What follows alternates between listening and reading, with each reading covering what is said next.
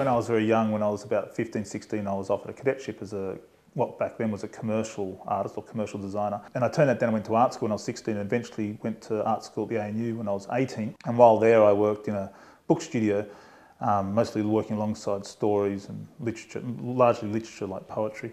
And I also was an illustrator for the Canberra Times.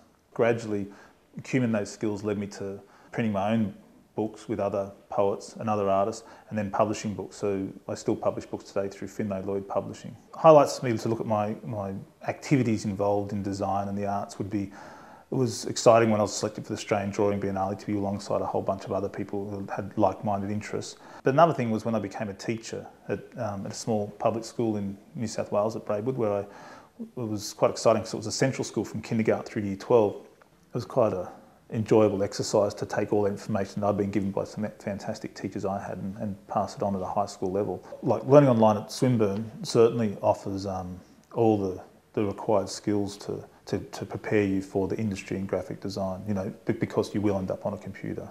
But for many people in the way they live their lives, because of where they're located geographically or their time constraints, they might work in different job hours and they just can't access the time slots that what is a more typical history of how tertiary education is offered. Swinburne Online certainly has an easy solution around that. In the Swinburne Online environment, there's many students who may not normally have something to say, but they're offered the opportunity and the time to make their comment when that best suits them. And they have also time to digest what others have said, to make sense of it and comprehend it and give, you know, their comment or feedback on it. And the same is true of the teacher. My week will, again, usually begin with a student, like posting something up on the discussion board. Students will reply.